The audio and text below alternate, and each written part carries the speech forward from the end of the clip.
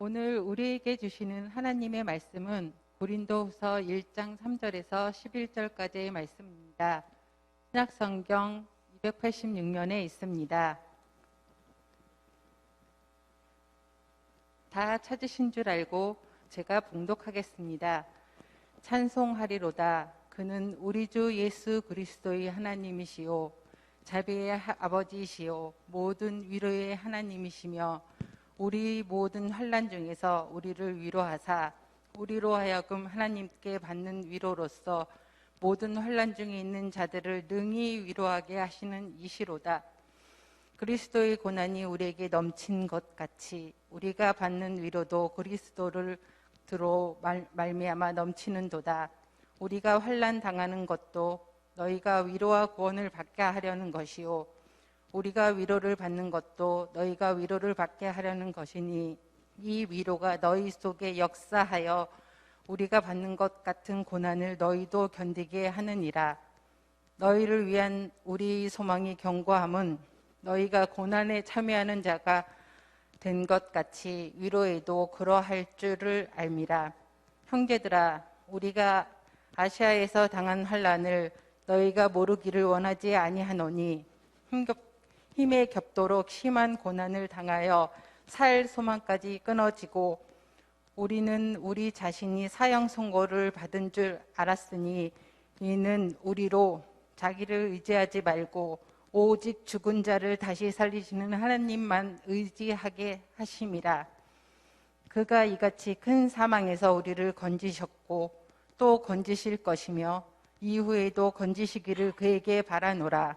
너희도 우리를 위하여 간구함으로 도우라. 이는 우리가 많은 사람의 기도로 얻은 은사로 말미암아 많은 사람이 우리를 위하여 감사하게 하려 함이라. 아멘. 아멘. 길고 길었던 겨울이 지나갔고 시끌벅적했던 대선도 끝이 났습니다. 봄비도 옵니다. 나뭇가지에는 움이 텄고 죽어있는 듯 보였던 세상은 언제 그랬냐는 듯 형형색색의 아름다운 옷을 입고 회복과 그리고 생명의 메시지를 전해줄 것입니다. 지난 한 주 우리 교회는 춘계 부흥성회를 통해서 회복과 위로의 시간을 가졌습니다. 또 앞으로도 여러분과 함께 만물이 소생하는 봄을 노래하게 될 것입니다. 사랑하는 여러분, 힘내시기를 바랍니다. 아멘. 힘내시기를 바랍니다. 아멘. 자, 왜 힘을 내야 될까요? 왜 힘을 내야 할까요? 우리에게는요, 힘을 낼 수 있는 분명한 이유가 있습니다. 겨울이 지나게 되면 봄이 오는 것이 당연하듯 봄 같은 소망이 우리에게 있기 때문입니다. 아멘. 바로 예수 그리스도입니다. 아멘. 우리에게 소망은 예수 그리스도입니다. 아멘. 예수님은 우리를 회복시켜 주실 것입니다. 아멘. 뿐만 아니라 위로해 주시고 동행해 주시고 우리의 미래에 넘어 영원까지 책임져 주실 것입니다. 아멘. 그러기에 힘낼 수 있습니다. 그리고 힘을 내어야 합니다. 아멘. 다시 일어나 걸어야 하고 뛰어야 하고 날아가야 할 줄로 믿습니다. 아멘. 바라기는 따뜻한 봄날만큼 여러분의 삶이 주님의 따뜻한 손길로 힘을 내심으로 웃는 날이 많아지기를 주의 이름으로 축원합니다. 아멘. 자, 우리가 힘을 내야 되는데 힘을 낼 수 있는 이유를 몇 가지 찾아보려고 합니다. 첫 번째는요, 예수님이 우리의 위로자가 되어주시기 때문에 우리는 힘을 내어야 되고 그리고 힘을 낼 수 있습니다. 아멘. 세계 최고의 피아니스트로 손꼽히는 폴란드의 피아니스트이자 작곡가, 나중에는 총리까지 역임했던 빨간 머리가 매력적인 이그나치 얀 파르데브스키는요, 어린 시절부터 피아노에 관심이 많은 소년이었습니다. 근데 그를 가르치는 피아노 선생님들마다 그에게 부정적인 소리를 쏟아냈습니다. 너는 다른 아이에 비해서 손이 짧구나. 손가락이 뭉툭하구나. 이 손으로 어떻게 피아노를 치겠다는 거니? 다른 악기를 알아보는 것이 좋겠다. 제가 고등학교 1학년 때 제가 다니던 고향 교회에 서울신학대학 교수님이 오셔서 피아노 반주를 하면서 주기도문 송을 부르는 시간이 있었습니다. 남자가 피아노를 치면서 주기도문 송을 부르는데 마치 하늘에서 내려온 천사처럼 보였습니다. 저는 주일 예배를 끝나자마자 제 친구 어머니가 하는 피아노 학원으로 달려갔습니다. 피아노를 배우겠다고요. 6개월 정도 피아노를 배웠지만 재미없었습니다. 지루했습니다. 그럼에도 불구하고 피아노를 배워서 찬송가를 반주해 보겠다는 일념을 가지고 일주일에 3번씩 피아노 학원을 찾았습니다. 드디어 6개월쯤 되었을 때에 바이엘 상하를 마치고 이제 체르니 100번으로 넘어가라는 찰나 이제 기대가 부풀었습니다. 근데 선생님이 저에게 너는 피아노를 왜 배우려고 그러니? 라고 묻더라고요. 그래서 피아노를 잘 배워서 찬송가를 내가 반주하고 싶어요 라고 얘기했더니 우리 선생님 말씀이 너는 그만두는 게 좋겠다. 왜요? 너는 반주를 하고 싶은데요. 너는 가망성이 없어. 너는 가능하지 않아.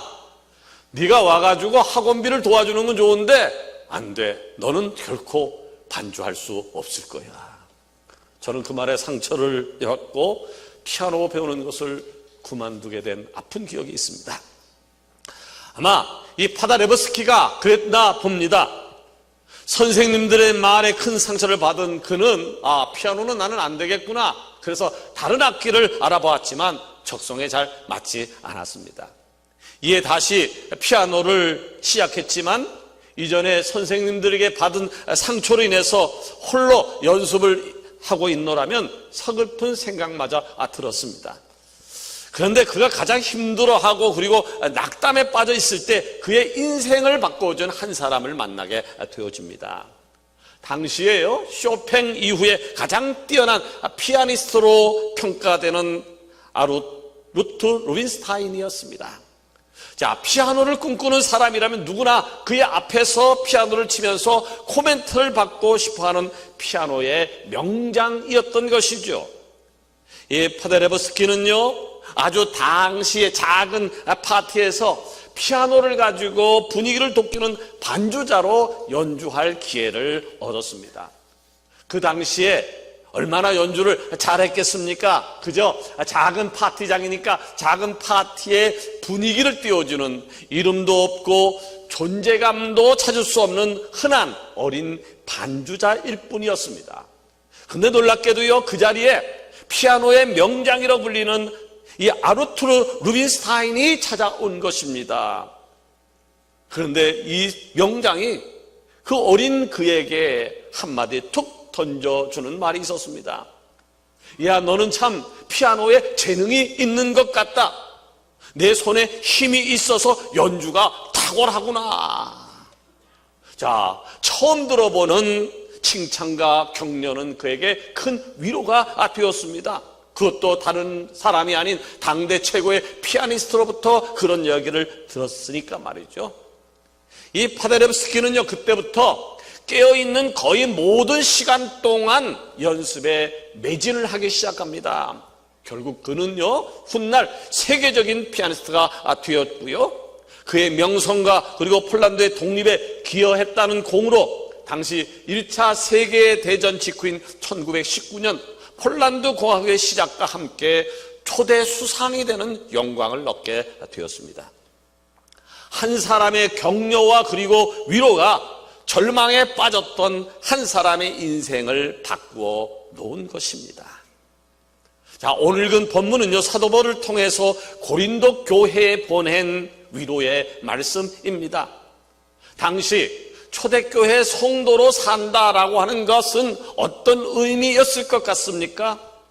외적으로는 핍박이 늘 함께 했고요, 내부로는 이단들 그리고 교회 내의 당파로 인해서 늘 분란이 일어나고 있었던 상황이었습니다. 자, 이런 상황 속에서 신앙생활을 한다라고 하는 것이 만만하지 않았을 것이 없습니다만은 그때 사도 바울은 고린도 교회 성도들에게 아주 중요한 사실 한 가지를 일깨워 주고 있는데 그것이 바로 4절입니다. 우리의 모든 환난 중에서 우리를 위로하사 우리로 하여금 하나님께 받는 위로로서 모든 환난 중에 있는 자들을 능히 위로하게 하시는 이시로다. 지금 사도 바울이 어려움을 겪고 있는 고린도 교회에 주신 메시지예요. 우리가 어려움을 겪고 있지만 우리를 위로하시는 하나님이 계시다. 우리를 위로하고 계시는 하나님이 계시다는 겁니다. 여기에 환난으로 번역한 단어의 원뜻은요, 위에서 누리는 강한 압력이라는 의미를 가지고 있습니다. 얼마나 힘이 들었던지 어마어마한 무게의 극심한 고난을 겪고 있었다라고 하는 말이 되어지는 겁니다. 여러분, 우리가 살다 보면 예기치 않은 고통을, 고난을 겪을 때가 있죠. 이 고난의 때를 지날 때에 가족이 아니면 친구가, 이웃이 던져주는 한마디의 따뜻한 말이 얼마나 달콤한 것인지를 우리는 알고 있습니다. 자, 바울은 5절에도 선포하고 있습니다. 그리스도의 고난이 우리에게 넘친 것 같이 우리가 받는 위로도 그리스도로 말미암아 넘치는 도다. 사도 바울의 이야기인즉 예수님을 믿는다는 것 때문에 어려움이 있었다면 예수님 때문에 얻는 위로도 있다라고 말하고 있습니다. 예, 그렇습니다. 우리가 믿는, 우리가 부르는 예수님은 위로자이심을 기억하시기를 바랍니다. 아멘. 그렇습니다.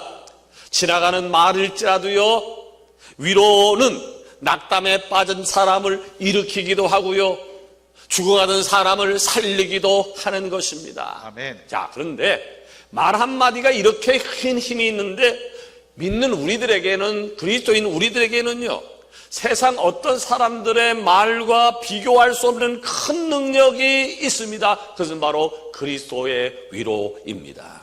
아멘. 바로 그 그리스도의 위로가 오늘 설교를 통하여, 그리고 기도를 통하여, 찬송을 통하여 들려오고 있는 것입니다. 아멘. 여러분, 힘든 일이 있으십니까? 삶의 어려움이 있으십니까? 사는 것이 괴로우십니까? 그럼에도 불구하고 위로자 되시는 예수님의 음성을 듣고 힘내시기를 바랍니다. 아멘. 하나님께서 최고의 위로자 되는 예수 그리스도를 우리에게 보내주셨고 누구든지 그 예수 그리스도를 붙들기만 하면 힘을 얻게 될 줄로 믿습니다. 아멘.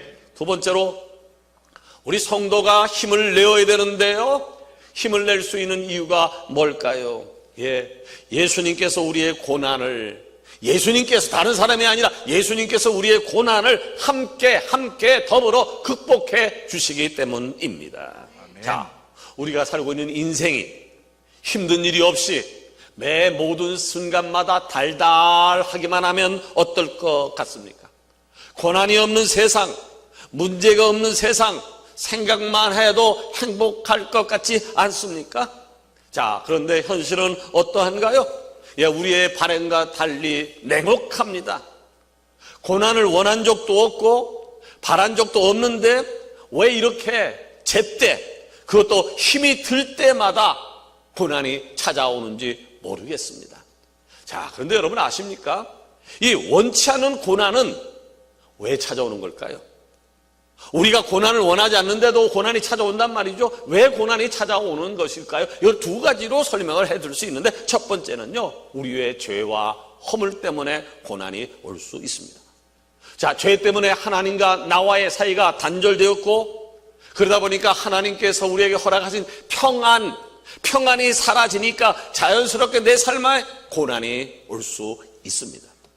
두 번째는요, 고난을 통하여 비로소 나의 연약함을 발견하게 돼요.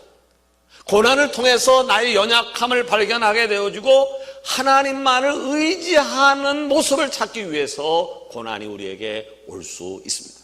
9절에 보니까 우리 자신이 사형 선고를 받은 줄 알았으니 이는 우리로 자기를 의지하지 말고, 이는 우리로 자기를 의지하지 말고 오직 죽은 자를 다시 살리시는 하나님만 의지하게 하심이라. 아멘. 여러분, 세상 모든 것이 하나님의 결제 없이 이루어지는다고 생각하십니까? 우리에게 벌어지는 작고 큰 모든 것이 하나님의 결제 없이 이루어지는 일이 있다고 생각하십니까? 아니, 참새 한 마리가 팔리는 것까지도, 개미 새끼 한 마리가 죽는 것까지도요, 하나님의 결제 없이는 이루어지는 것이 이 세상에 존재하지 않습니다. 모든 것이 다 하나님의 섭리인 것입니다. 아멘. 자, 욥이라는 인물을 보십시오. 욥에게 고난이 찾아오기 이전 하나님의 결제가 먼저 떨어졌음을 아십니까? 자, 그렇게 하나님께서 욥에게 고난을 허락하셨다고 하나님이 그를 싫어하거나 벌을 내리신 것입니까? 아니었습니다. 하나님께서 사탄에게 그래 욥을 해하라고 하는 승인을 내리셨지만 하나님께서는요, 욥이 고난받는 모든 순간 지켜보고 계셨고 그리고 함께해 주셨습니다. 여러분, 삶에 고난이 없고 날마다 편안한 상황이 지속된다면 어떨 것 같습니까? 생각만 해도 신날 것 같습니까? 뭐 그럴 것 같습니다. 좋을 것 같습니다. 그런데요, 모든 일이 아픔이 없이 순탄하기만 한다라고 하면요, 아주 중요한 것을 잊게 됩니다. 아주 중요한 것을 잊게 됩니다. 무엇을 잊게 될까요? 예, 나와 동행하시는 하나님을 잊을 겁니다. 나와 함께하고 계시는 하나님을 잊게 되어질 것입니다. 하나님이 나를 돌봐주지 않으면 미래를 향해서 나갈 수 없다는 사실을 알지 못하게 되어질 것입니다. 자, 이스라엘 백성들의 모습을 보시면 알 수 있습니다. 자, 이스라엘 백성들이 여지없이 타락할 때는요, 아이러니하게 하나님의 축복의 풍요를 누릴 때였어요. 축복의 풍요를 누릴 때였어요. 자, 이스라엘 백성들이 먹고 살만해지니까 하나님 앞에 기도하지 않았어요. 먹고 살만하니까 찬송하지 않았어요. 먹고 살만하니까 예배하지 않았어요. 여러분, 평안을 바라지만, 우리 모두 평안을 바라지만 편안이 무적정 축복은 아닙니다. 왜냐하면 평안으로 인해서 하나님을 잃어버릴 가능성이 많기 때문입니다. 자, 우리 모두 고난을 싫어해요. 고난이 싫지만 고난이 또 무작정 저주도 아닙니다. 고난 중에 있지만 주님의 위로가 내게 임하고 주님이 함께 주신다면 우리는 오히려 평안을 누리게 되어질 수 있습니다. 자, 사도 바울은 이에 우리에게 찾아온 것이 고난만이 아니다라는 사실을 강조하고 있습니다. 5절 말씀 볼까요? 그리스도의 고난이 우리에게 넘친 것 같이 우리가 받는 위로도 그리스도로 말미암아 넘치는 도다. 아멘. 사람이 참 이상한 동물이지요. 참 이상한 동물입니다. 사람에게는요, 고난만 찾아오는 것 같지만 고난만 찾아오지 않습니다. 우리에게는요, 축복도 찾아오고 아멘. 위로도 찾아옵니다. 아멘. 그런데 하나님이 주시는 축복은 보이지 않아요. 하나님이 주시는 위로가 보이지 않아요. 오히려 고난만 보여요. 고난만 보이게 되니까 원망하고 불평하고 그리고 우는 것이죠. 사랑하는 여러분, 영의 눈을 뜨는 은혜가 있기를 원합니다. 아멘. 영의 눈을 뜨게 되어지면 고난 속에 주님의 위로하심을 찾을 수 있을 것입니다. 자, 사도 바울을 보세요. 사도 바울은 바리새인이었던 때보다 곧 예수님을 나의 구주로 영접하지 않을 때보다 오히려 사도의 직분을 받아서 예수님을 잘 믿으며 살아갈 때에 더 많은 고난을 경험했습니다. 오늘 이야기하면 예수님을 믿기 이전보다 예수님을 잘 믿은 이후에 고난이 더 많이 찾아왔다라고 하는 말이 되어집니다. 그럼에도 불구하고 사도 바울은요, 늘 언제나 예수님과 동행하는 것을 좋아했습니다. 그렇기 때문에 그는 고난 속에 있었지만 절망하지 않았습니다. 여러분, 기억하십시오. 고난은 피하는 것이 아닙니다. 고난은 주님과 함께 이겨내고 극복하는 것임을 믿으시기를 바랍니다. 주님께서 나와 동행하심으로 고난을 이기게 해주신다라고 하는 사실을 깨닫고 힘을 내어서 우리에게 주어진 인생을 행복하게 승리하는 축복이 있어지기를 원합니다. 세 번째로, 우리는 성도이기에 반드시 힘을 내어야 돼요. 그리고 힘을 낼 수 있는 이유가 있는데, 그것은 바로 예수님께서 나의 구원자가 되어 주셨기 때문입니다. 여러분, 예기치 않은 고난이 찾아왔을 때 여러분 제일 먼저 무엇을 생각하십니까? 경제적으로, 아니면 건강으로, 아니면 가정에 어려움이 왔을 때 제일 먼저 여러분이 생각하는 것은 무엇입니까? 자, 우리가 그리스도인이라면 말이죠, 당연히 이 사건을 통해서 하나님이 내게 주시려고 하는 말씀이 뭐지? 하나님의 뜻이 뭘까를 찾는 것이 옳습니다. 그런데 많은 사람들이요, 내게 고난이 찾아오게 되어지면 지금 내가 갖고 있는 것이 무엇이지? 지금 내가 갖고 있는 것이 무엇이지를 먼저 생각합니다. 이 문제를 해결할 돈은 있는가? 문제를 해결할 도움이 될 만한 사람이 주변에 있는가? 또 어떤 사람은 왜 많은 사람들 가운데 하필 나에게 이런 일이 있는가? 자, 오늘 이 8절 말씀을 보게 되어지면요, 사도 바울이 당했던 고난에 대한 간증이 나오고 있습니다. 거기 보니까 형제들아, 우리가 아시아에서 당한 환난을 너희가 모르기를 원하지 아니하노니 힘에 겹도록 심한 고난을 당하여 살 소망까지 끊어주고. 자, 사도 바울의 고난에 대한 간증이에요. 바울이 당한 고난이 얼마나 컸던지 살 소망이 끊어질 만큼 힘이 들었다. 너무 힘들어서 차라리 죽었으면 좋겠다라는 생각이 들었다라고 하는 거죠. 그럼에도 불구하고 그 살 소망이 없는 상황 가운데서 그가 견딘 것, 그가 다시 일어난 것이 무엇이었을까요? 그에 대한 답이 9절에 나와 있습니다. 우리는 우리 자신이 사형 선고를 받은 줄 알았으니 이는 우리로 자기를 의지하지 말고, 여기에 답이 있어요.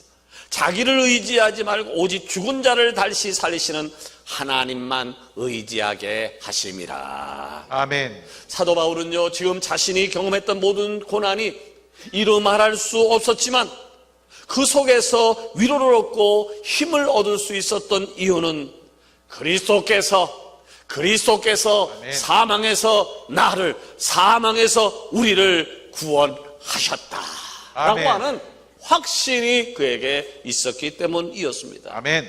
자, 그러니 이어서요, 하나님을 이렇게 확신하고 의지했더니 어떤 결과가 이루어졌는가 10절에 밝히고 있습니다. 그가 이같이 큰 사망에서 우리를 건지셨고 또 건지실 것이며 이후에도 건지시기를 그에게 바라노라. 아멘. 사도 바울의 간증인 적 이런 거예요. 이전에도 나를 죄와 사망에서 구원하신 주께서 지금도 나를 구원하실 것이고 앞으로도 구원하실 줄로 믿습니다. 말씀을 맺으려고 합니다. 계절은 분명히 봄이 되었는데 우리의 삶은 여전히 겨울에 머물러 있는 것 같아서 아픕니다. 그러나 여러분, 그럼에도 불구하고 힘내시기를 바랍니다. 왜냐하면 우리에게는 위로자 되시는, 힘 주시는 하나님이 계시기 때문입니다. 그 예수님은 오늘도 여러분과 함께 동행해 주실 뿐만 아니라 여러분이 하는 모든 행위 속에 하나님의 섭리 가운데 이루어지게 하실 줄로 믿습니다. 아멘. 바라기는 힘든 때일수록, 어렵다 하는 때일수록, 아파서 죽겠다는 일수록 더 주님 손 꽉 붙잡고 고난의 시간을 잘 이겨내 승리하는 우리 서강의 제들 한 사람 한 사람 되어지기를 주의 이름으로 축원합니다. 기도하십시다.